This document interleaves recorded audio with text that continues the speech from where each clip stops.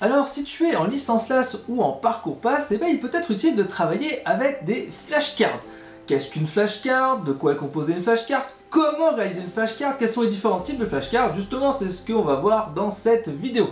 Mais avant cela, bien entendu, si tu es nouveau sur cette chaîne, si tu es étudiant en terminale, en licence LAS, en parcours pass, étudiant en médecine, pharma ou autre filière de santé, je t'encourage vraiment à t'abonner à cette chaîne. Je te mets ça juste là. Ok, c'est bon, c'est fait. Ok, et puis bien entendu, à rejoindre le groupe d'entraide sur la team et sur Discord.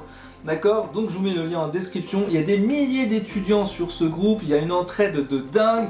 On apporte, moi, les tuteurs et les étudiants, énormément de contenu. Donc je pense que ça peut réellement vous aider et c'est entièrement gratuit. D'accord, je le rappelle. Donc, revenons à nos moutons. On va parler aujourd'hui des flashcards.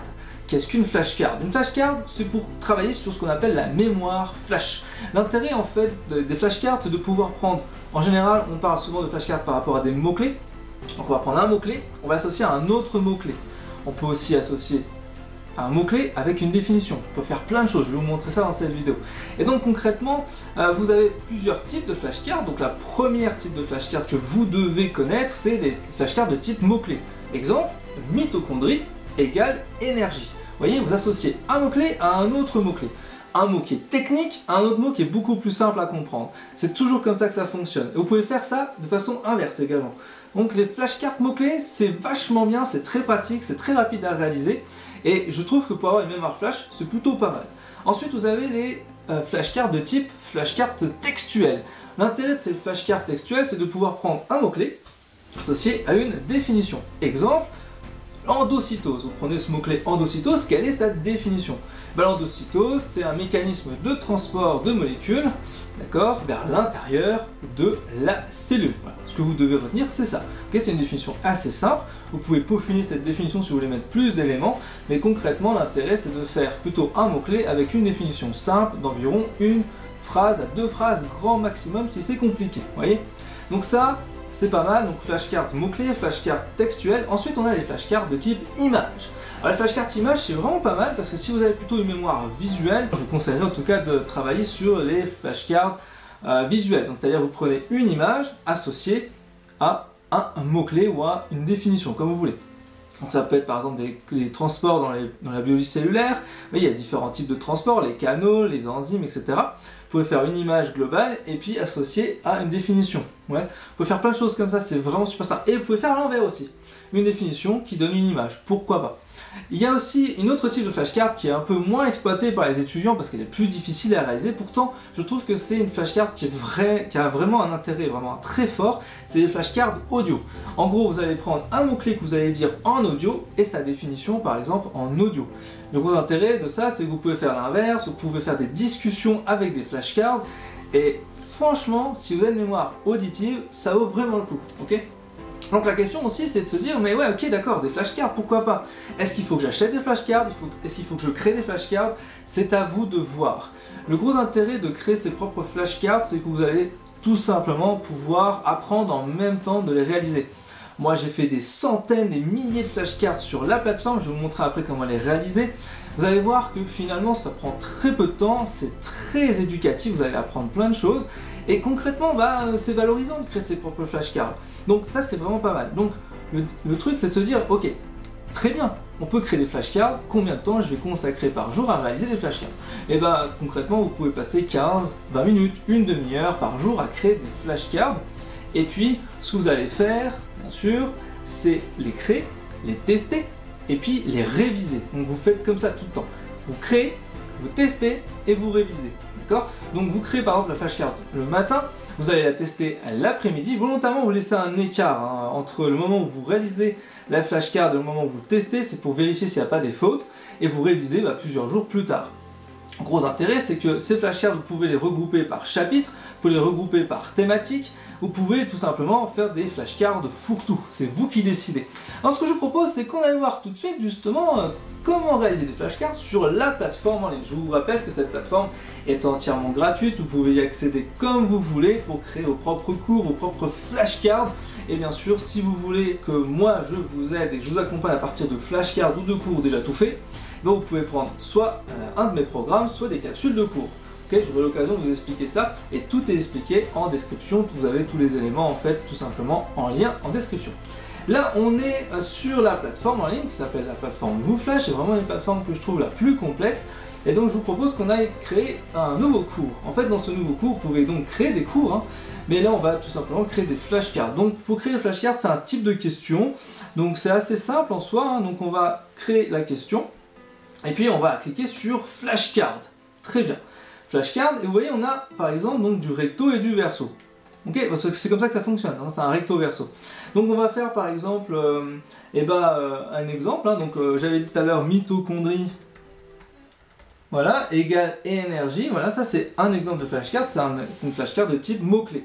On peut créer notre flashcard, donc par exemple on va prendre endocytose, on a dit, hein, donc endocytose, hop, et puis on va mettre la définition de l'endocytose. Vous voyez, c'est assez simple. C'est pas mal comme truc. On peut aussi, donc j'avais dit, hein, on peut mettre des images. Donc là, pour mettre des images, vous cliquez ici. Et ensuite, vous avez les onglets, différents onglets. Vous pouvez insérer une image, vous pouvez insérer même des vidéos, hein, j'en ai pas parlé, et insérer du son. Mais bon, flashcard en vidéo, c'est pas ouf. Hein. Donc oubliez ça. Et par contre, voilà, on va insérer une image. Donc là, je vais prendre une image. Allez, on va prendre cette image, pourquoi pas. C'est extrêmement simple. Donc là, j'ai pris une image, voilà. C'est quoi? C'est un solénoïde. D'accord? Solénoïde. Super. Autre type de flashcard, on peut prendre des flashcards, j'avais dit audio, d'accord? C'est pas mal, exemple, on va prendre ça. Donc là, vous pouvez soit drop déjà en fait un audio déjà enregistré, soit vous pouvez enregistrer directement sur la plateforme, ce qui est plutôt pas mal. Donc moi ce que je vous conseille de faire, c'est d'enregistrer directement. On va faire un exemple, hein, j'ai pas pris forcément d'exemple, est-ce qu'on peut juste papoter ou vous dire quelque chose? Bon, on a parlé de l'endocytose, tiens, on va faire l'inverse. Voilà. Alors, endocytose. Voilà. Donc là j'ai normalement endocytose. J'ai pas mis le son, c'est pour ça qu'il n'y a pas le. Voilà. Donc là c'est endocytose. Alors, endocytose. Ok, bon après on peut couper hein, quand on dit des bêtises avant ou après, hein, mais ça c'est pas mal. Et ensuite on a le verso, donc du coup on peut faire la même chose, mais cette fois on va donner la réponse. Mécanisme par lequel la cellule libère des molécules à travers la membrane, l'exocytose a lieu quand les vésicules de sécrétion ou de transport fusionnent avec la membrane plasmique. Voilà, donc là j'ai du coup ma flashcard audio, donc c'est pas mal parce que du coup là j'ai endocytose. Alors, endocytose. Super, et là j'ai la définition. Mécanisme par lequel la cellule libère des molécules à travers la membrane, l'exocytose a lieu quand les vésicules de sécrétion ou de transport fusionnent avec la membrane plasmique. Bon, en général, on n'aime pas trop s'écouter. Moi, ce que je vous conseille de faire dans les petites flashcards audio, si vous voulez, c'est de faire, si vous avez le temps de faire ça aussi, hein, c'est de faire des petites intonations ou des petites blagues autour de ça, parce que vous allez ancrer la mémoire là-dedans, ok? Ça c'est super important, parce que c'est des thématiques quand même assez complexes à mettre en place. Une fois qu'on a créé nos flashcards, on peut les sauvegarder, du coup on a nos listes de flashcards, d'accord? Et du coup on pourra en créer comme ça, mais des centaines et des centaines. Moi sur la plateforme j'en ai créé des milliers, et du coup ils sont disponibles dans mes programmes, et vous pouvez vraiment travailler là-dessus, et tout est déjà fait, donc vous pouvez en créer, vous pouvez en capturer de ce que j'ai déjà fait. Donc mon objectif pour vous, c'est vraiment de vous aider sur ces points-là. Et donc il est clair que vous devez par vous-même créer des flashcards, ça je vous le dis direct, vous devez créer par vous-même des flashcards, ça c'est prioritaire. Et ce que vous devez faire aussi, c'est pouvoir associer des éléments avec d'autres éléments, donc c'est-à-dire des chapitres avec d'autres éléments de chapitres, cumuler tout ça pour que la flashcard se crée un mélange, parce qu'en fait l'intérêt d'une flashcard, c'est ressortir un bout de cours dans n'importe quel endroit de l'univers, okay, de ce que vous avez appris. Donc c'est-à-dire que vous allez prendre endocytose, vous devez resituer dans quel cours c'est exactement. Et c'est comme ça que ça marche, ça marche, ok? C'est comme ça que ça marche, puisque l'idée c'est d'avoir une mémoire flash là-dessus. Hein, c'est pas mal. Qu'est-ce que vous en pensez? C'est pas trop mal hein, comme idée. Donc l'accès à la plateforme, hein, je vous le mets en lien en description, vous pouvez y aller, c'est gratuit, hein, vous pouvez créer autant de flashcards que vous voulez. Ça c'est vraiment pour vous et c'est vraiment cadeau. Là où ça a intérêt, c'est si vous voulez prendre un programme et aller un peu plus loin, bah moi j'ai créé tout pour vous, donc il n'y a pas besoin de créer des choses. Mais moi je vous conseille quand même de créer, d'accord? Créer vos propres flashcards, ça c'est important. Et si vous voulez compléter avec mes flashcards ou avec mes QCM ou mes programmes, bah, n'hésitez pas à prendre l'un ou plusieurs de programmes, c'est vous qui décidez, d'accord? Ouais, écoutez, je vous retrouve dans une prochaine vidéo, j'espère que cette vidéo vous avez aimé, donc mettez-moi un max de likes sur cette vidéo, d'accord? Et puis je vous retrouve pour une prochaine vidéo, je vous dis à très vite. Ciao, ciao, ciao. Goûteux.